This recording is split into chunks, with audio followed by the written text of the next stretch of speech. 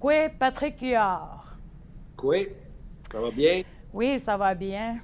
Récemment, vous avez fait l'observation que les Québécois traitent aujourd'hui les Autochtones de la même manière que les Québécois ont été traités avant la Révolution tranquille. Pouvez-vous élaborer?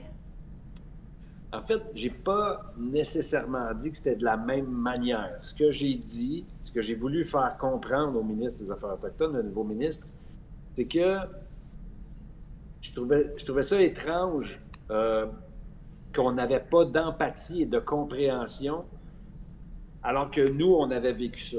Que les francophones avaient vécu de l'ostracisation dans les années 40, 50, 60, 70. Même, je dirais, jusqu'en 80, moi, je le sentais encore. J'étais un jeune adolescent en 80, puis il y a des moments où je sentais ça, mais c'était moins pire. Mais je sais que mon père l'a vécu, ma mère l'a vécu, ils m'en ont parlé. Euh, Puis, c'était pas aussi grave que ce que les Autochtones ont vécu, selon moi. Mais c'était quand même important, puis ça a marqué notre peuple. Puis, nos demandes sont un peu les mêmes.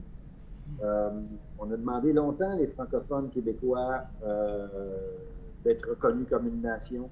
On a demandé une forme d'autonomie dans un paquet de choses. C'est toutes les mêmes revendications. Puis je voulais juste souligner que je trouvais ça étrange qu'on n'ait pas, nous, le réflexe de le comprendre quand c'est quelqu'un d'autre qui le fait. Justement, pourquoi pensez-vous que le gouvernement ne veut pas reconnaître qu'il existe du racisme systémique? Euh, je ne peux pas parler à la place du gouvernement. Je ne sais pas exactement pourquoi ils ne veulent pas reconnaître ça. Je pense qu'ils ont peur que ce soit interprété. Puis là, je parle pour moi. Des fois, les gens ont peur qu'en disant ça, c'est admettre qu'eux sont racistes.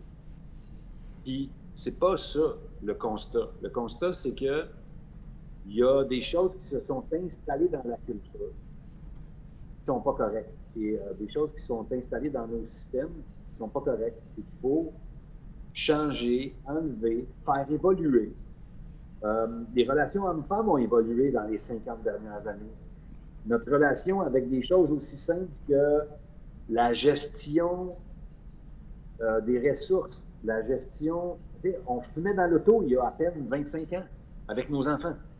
Ça a changé, ça a évolué. Ça ne veut pas dire que on fait les mauvaises choses maintenant. Ça veut dire que c'est installé depuis longtemps et qu'il faut changer ces affaires-là. Je pense qu'il y a cette peur-là d'admettre quelque chose qui serait comme un crime grave. Deux, il y a sûrement des raisons politiques que je connais. Trois, il y a une raison mathématique qui, elle, me déçoit. C'est-à-dire que les communautés autochtones au Canada, si je ne me trompe pas, représentent 1% de la population. Mais c'est aussi la démographie qui est en plus grande croissance.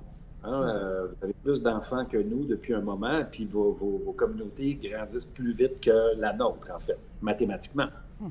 Euh, Pas en nombre, mais en pourcentage, je veux dire. Mais comme vous représentez 1% de la population, malheureusement, vous représentez 1% des votes. Puis c'est là où ça vient me chercher émotivement, parce que il faut qu'on soit capable de penser au-delà de ces mathématiques-là, que ce soit nos valeurs morales qui viennent en avant. Puis moi, tout ce que je souhaite faire, c'est essayer d'aider du mieux que je peux. Je ne suis pas un spécialiste.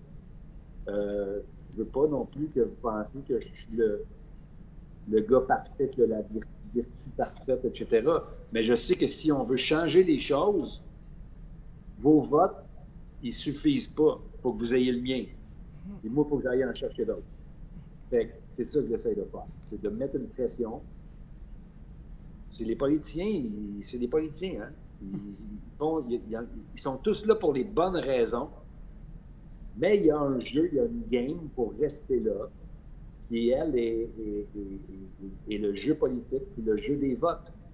Donc, moi, il faut que j'essaie du mieux que je peux d'aller chercher des votes pour, pour vous autres.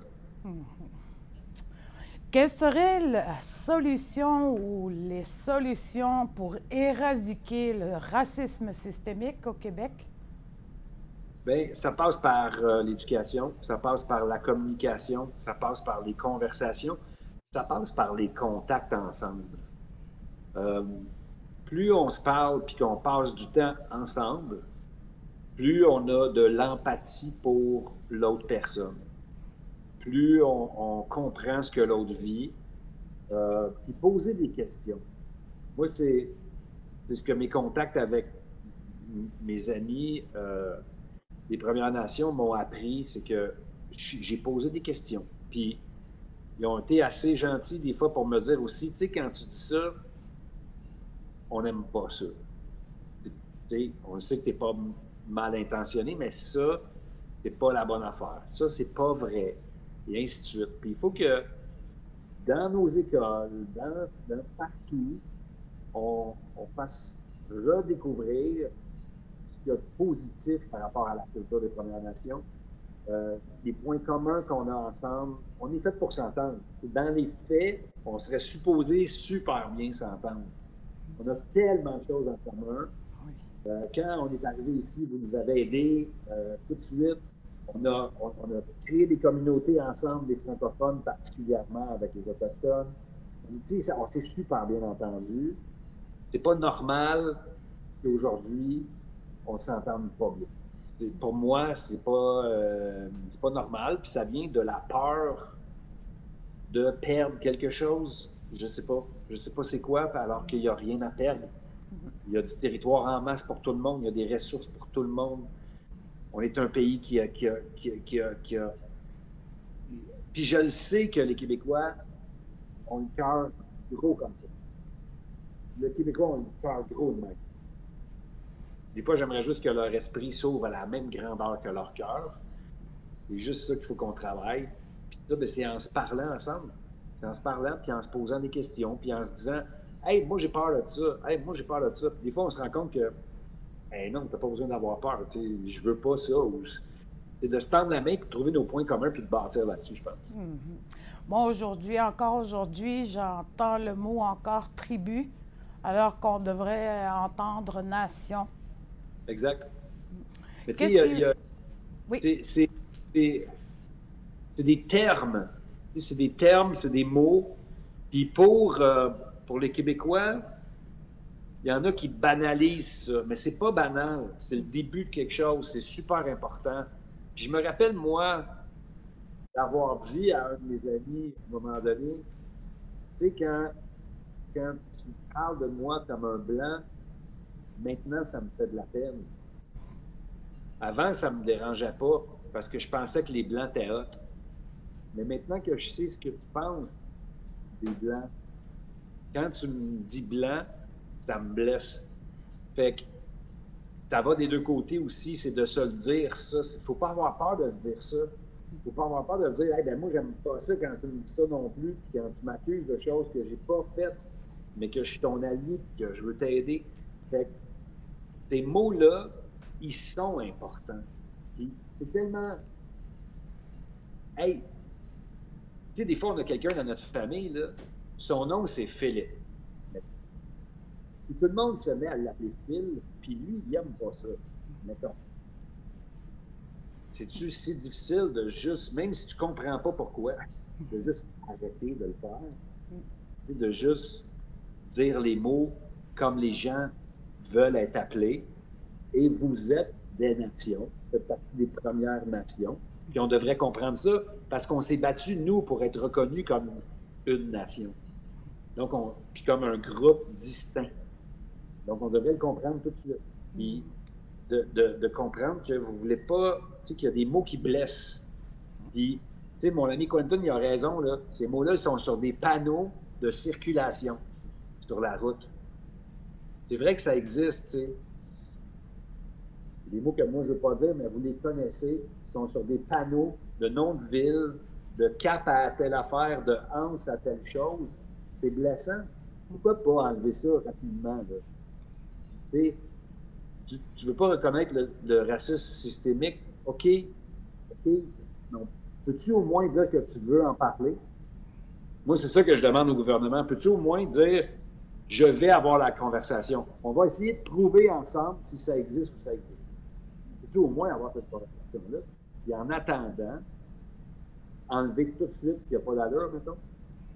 C'est facile, ça. Qu'est-ce qui vous a fait vouloir parler de ces enjeux? C'est à force de côtoyer des gens, à force de passer des moments avec eux autres, de m'attacher à eux. Puis, à un moment donné, c'est venu me chercher émotivement. C'est quand j'ai préparé cette émission-là, et d'ailleurs, j'ai beaucoup de respect pour le ministre Lafrenière qui a accepté de venir s'asseoir, de discuter devant tout le monde avec des gens des communautés autochtones. J'ai beaucoup de respect pour ça. J'ai trouvé ça très honorable, en fait. Puis j'ai aimé assister à cette conversation-là, puis ça m'a touché. Puis mon but, c'est... J'ai pas d'autre but que d'essayer de faire ma part pour qu'on vive dans un meilleur monde. C'est tout, là. Moi, je veux juste qu'on soit heureux, tout le monde, qu'on ait du fun. Puis la pandémie nous a fait réfléchir à plein de choses, à se rendre compte qu'on a tous besoin les uns des autres. Bien, moi, j'aime ça quand c'est pas juste un T-shirt ou une casquette. C'est vrai qu'on essaye ensemble d'améliorer le monde dans lequel on vit. Puis, ce qui m'a bousculé le plus, je crois, émotivement, c'est quand j'ai lu que les pensionnats, le dernier pensionnat a été fermé en 1996. Ça m'a beaucoup... C'est venu me chercher émotivement parce que ma fille est née en 97 et elle est toute jeune. Fait que c'est seulement 1 an avant la naissance de ma fille, puis je trouve que ça n'a pas d'allure. Ça m'aurait choqué si ça avait été en 1896. Mais en 1996, ça dépasse pour moi. C'est pas possible. Puis si on se dit ouvert d'esprit, puis accueillant les Québécois, puis qu'on accepte les différences, puis qu'on accepte les autres, tout ça, ben, il faut admettre que ça n'a pas d'allure. C'est 1996, des pensionnats où on arrachait. Jamais. Tu sais, il y a eu les enfants du Plessis qui ont touché les francophones. Ça n'a pas passé, là, on n'a pas accepté ça. Je ne vois pas pourquoi on l'accepterait dans votre communauté. Je vous remercie beaucoup. Merci beaucoup. Yamé. À bientôt.